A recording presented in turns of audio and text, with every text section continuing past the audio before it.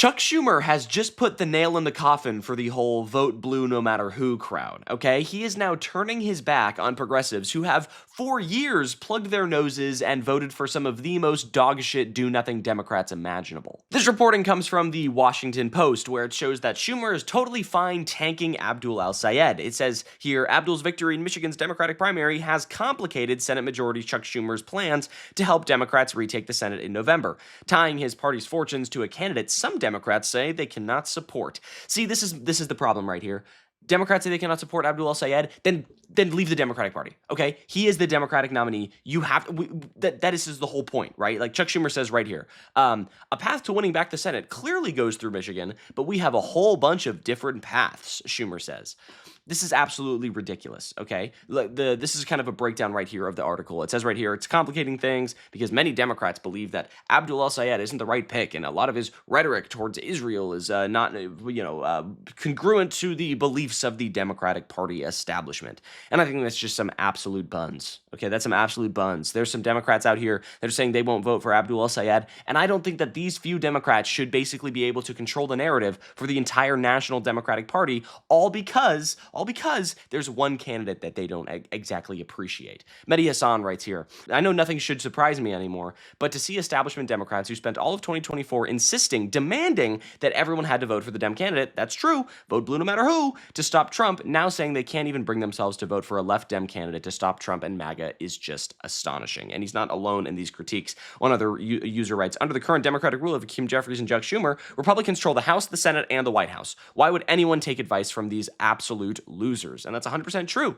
Take a look at this polling right here. Take a look at this polling. We've got Chuck Schumer polling at just 29% among New York City voters. So he's talking about electability arguments and all this kind of bullshit when AOC is absolutely stomping him when it comes to polling, right? It's just unbelievable levels. And if you want to talk about electability again, Abdul El-Sayed, when it comes to polling, is beating Mike Rogers in polling, okay? Some early polls were showing Abdul El-Sayed lower. He is now ahead. So what the fuck? Right? What actually is the argument here coming from Chuck Schumer and Hakeem Jeffries and all these centrist, establishment Democrats that are just addicted to losing, I guess. They're addicted to losing. And Charlemagne right here actually makes some really good points. This is about Hakeem Jeffries and how these guys just completely switch up on popular beliefs for the interests of, let's be honest, corporations and capital owners. One of the most confusing people in American politics, Congressman Hakeem Jeffries. Well, actually, he's not confusing. If you follow the corporate PAC money, then you know exactly why Hakeem moves the way he moves, okay? It's a reason they call him AIPAC Shakur. It's a reason they call him AIPAC Rocky. But today, we aren't here to talk about AIPAC. We are here to discuss Medicare for All. See, Hakeem was on Meet the Press with Kristen Welker, and the House Minority Leader indicated that he does not currently support Medicare for all. But what Hakeem did on Meet the Press illustrates one of the biggest problems Democrats have right now. And it's one of the things that pisses me off the most about the Democratic Party. They will tell people what they're against without giving them something equally clear that they're for. 100%. 110%. I'm so glad that this messaging is actually getting out there more. It is nauseating that this has taken so long for people to understand this. Democrats for so long have been like, Trump is bad, Trump is bad, Trump is bad. We know. Give us something to vote for. That's why Mamdani's been successful. That's why progressives all across the country are winning their races, because they're saying, we can lower your grocery prices. We can lower gas prices. We can do Medicare for all, giving people something to vote for. Okay, we will come back to that. But I have a question for Hakeem Jeffries in regards to Medicare for all. Simply, what changed? Okay, right? Hakeem, in September of 2019, you became a co-sponsor of the Medicare for All Act. Then in 2021, Hakeem, you wasn't just somebody who eventually jumped on the Medicare for All. No, you was an original co-sponsor of the Medicare for All. He was in the Progressive Caucus, right? Hakeem Jeffries. And yet, 2021. Meaning when that bill was introduced, your name was already on it. Okay, now fast forward to 2026. Hakeem Jeffries, as you just heard, goes on Meet the Press and says Medicare for All is not legislation that he currently co-sponsors or supports. It's so absurd when this is the most progressive, the zeitgeist has been, right? It's just, and yet he's like, no, I'm good. I don't want to. Once again, what changed? What did you learn between 2021 and now that changed your mind? You're the leader of the House Democrats, okay, the House Democratic Caucus. And could potentially become Speaker of the House, but you appear to be down with corporate America, not the people. So I have to ask, did your beliefs change when your title changed? Because that's what people hate about politics, okay? It's not disagreement, all right? It's the feeling that politicians believe one thing when they're trying to move up, and another thing once they moved up. Okay.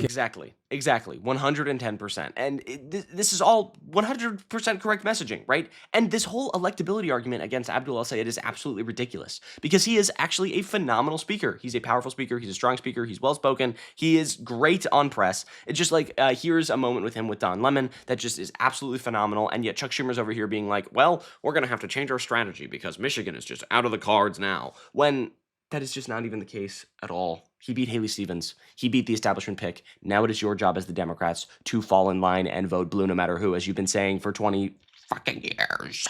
They are desperately trying to distract us from the fact that you can't afford a full tank of gas.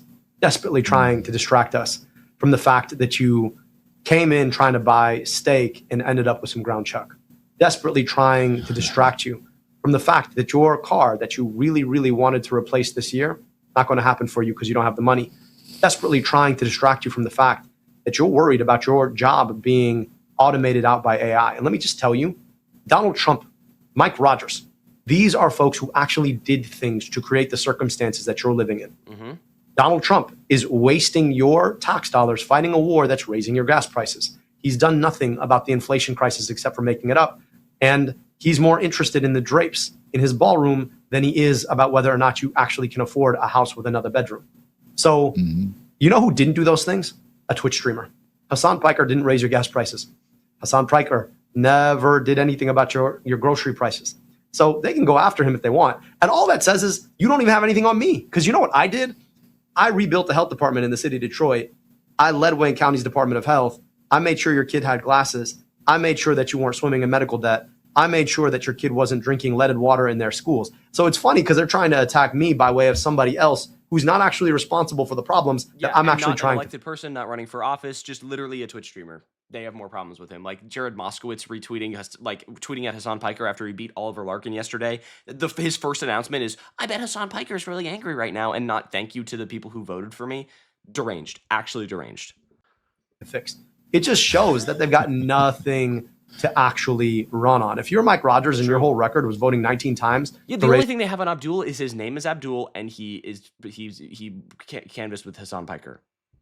Nothing. They have nothing. Prescription drug prices. What are you going to say? Yeah, oh, look at him. He's got a name. You probably never met anybody with a name like his. My name didn't raise your gas prices.